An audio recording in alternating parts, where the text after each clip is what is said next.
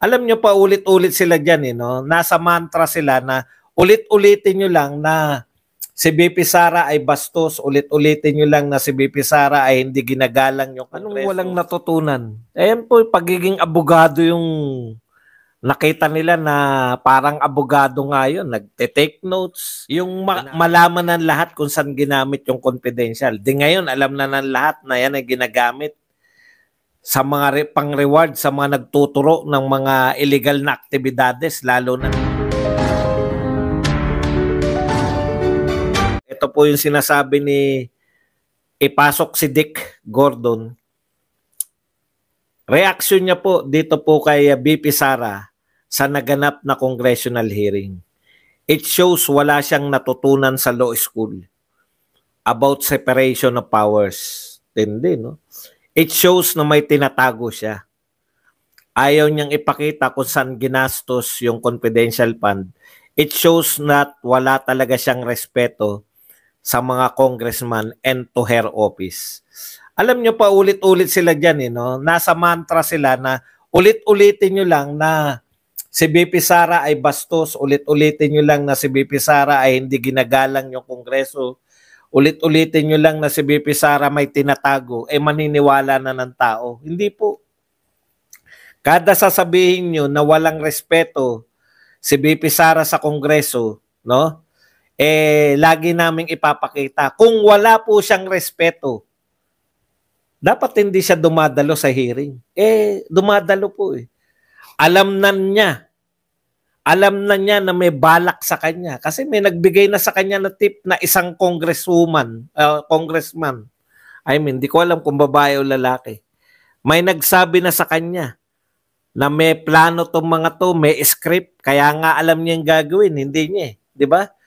Pero, dahil sa pagrespeto niya sa Kongreso, siya pa rin po ang dumalo. Di ba? Alam niya na eh. O sasabihin nyo, paano nyo sasabihin na wala siyang respeto sa Kongreso, dalo nga siya ng dalo. Huwag naman yung talsiklaway, pati sa pula ko pa. Si Dick Gordon binabanata nyo, pati ko sa pula. Talsiklaway din ako eh. Di ba? Kung hindi niya po nire-respeto, magbibigay na lang siya ng sulat. Yung sinabi niya, I forgo. Yun na yun. Isusulat niya na lang yun. Total, hindi po yung mismong pagpapakita niya riyan. At siya mismo yung nag-present ng kanyang budget. Hindi niya po inasa. No? Sa mga USEC niya. Pagpapakita po yan na nire-respeto niya yung trabaho ng Kongreso. At hindi rin totoo na wala siya natutunan sa law school. Yun nga natutunan niya. Nakinig siya sa mga sinabi at binara niya yung di ba? Binara niya si Wala akong sinabing ganyan. Sabi niya kay Dan Fernandez.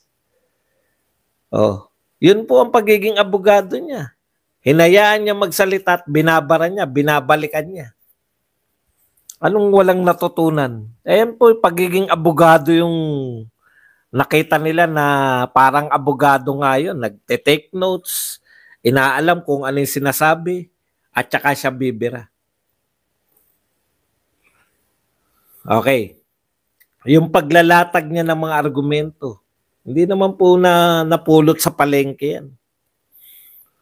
Ayaw niyang ipakita kung saan ginastos yung confidential fund. Alam mo, Dick, ipasok si Dick Gordon.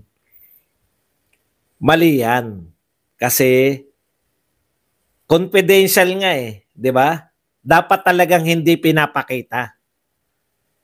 Kasi sa salita nga na confidential. Pero ganun pa man, tapos na yung issue na yan. Bakit? Kung hindi ka nakapanood, Dick, nilantad na ni Castro. Kahit confidential, yan yung iniiwasan eh. Yung malaman ng lahat kung saan ginamit yung confidential. Di ngayon, alam na ng lahat na yan ay ginagamit sa mga pang-reward, sa mga nagtuturo ng mga illegal na aktibidades, lalo na ng mga illegal na tao. Di ba? O di alam na nila ngayon. Kaya ngayon, lalong kukontrahin yung mga mambabatas na may pagkiling dyan sa mga illegal na tao. Kukontrahin lalo yung mga confidential fund na yan. Kaya alam na po ng mamamayang Pilipino. Ang problema lang, ipasok si Dick, mahihina lang talaga yung mga followers ni BBM at saka ni Tambaluslos kasi alam na nila kung saan ginamit yung confidential fund. Gusto pa nilang ipaliwanag ni BP Sara sa kanila. Masyado naman kayo spoiled. Dati, tinatanong nyo lang saan ginamit. Ngayon, nakita nyo na kung saan ginamit. Gusto nyo pa ipaliwanag pa sa inyo. Ha? Pwede naman sigurong kayo na. Kayo na magpaliwanag sa sarili nyo. Kasi kung hindi nyo naintindihan kung saan ginagamit, wala na kayong karapatan mamuna. Wala pala kayong maintindihan. Okay. So, mali-mali po itong mga pronouncement na to, no? Ipasok si Dick. Dapat magtago na lang si Dick uli. Okay? Tuwan-tuwa na binangga ang barko. Si Dick po pinag-uusapan natin, hindi pa po yung barko. Tuwan-tuwa daw yung mga pro-China na binangga. Kinukundin ako po yung pambabangga ng China sa barko ng Pilipinas. Oh, okay na ba yun? Kayo hindi kayo.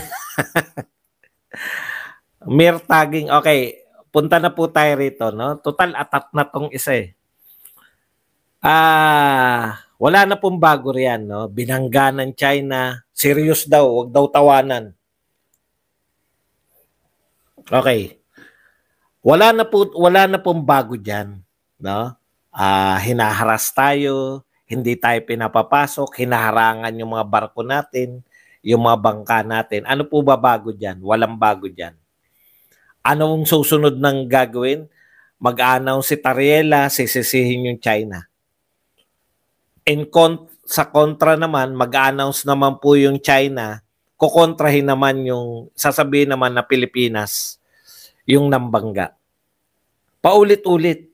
May binangga, may binomba, sasabihin ni Tariela at ng mga Philippine side, kasalanan to ng China. Sasabihin naman ng China, kasalanan niya ng Pilipinas. And repeat again. Magkakaroon na naman ng pangyayari, sasabihin na naman ng Pilipinas, kasalanan to ng China. Sasabihin naman ng China, kasalanan to ng Pilipinas. And repeat again. Pag may nangyari, wala pong katapusan eh. Ngayon, kung ikaw ay isang pinuno, hindi po yung who's to blame. Ang problema kasi ng gobyerno natin, who's to blame sila lagi. No? Sa kanila sapat na mahanapan ng kung sino masisisi. This time, wala pong katapusan yan. Parang automatic eh. May nangyari, kaninong kasalanan? Sa China. Di ba? Wala na po ang problema po, pag may problema, dapat nilulutas, hindi po isinisisi. Ang formula po ng gobyernong ito, hindi lutasin ang problema eh. No? Hindi lutasin yung problema, kundi maghanap ng isisisi. Sa lahat po ng problema. Ilang taon na pong nakaupo si BBM. Hindi na po yan kahapon lang nanumpa. Hindi lang po yan kahapon lang naging presidente. 2022 pa siya. Presidente ng Pilipinas. 2024 na ngayon. Mahigit 2 taon na. Magkakalahati na po sa termino niya.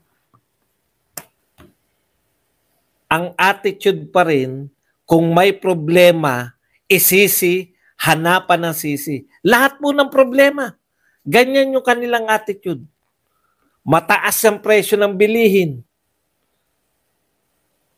Saan nila sinisisi?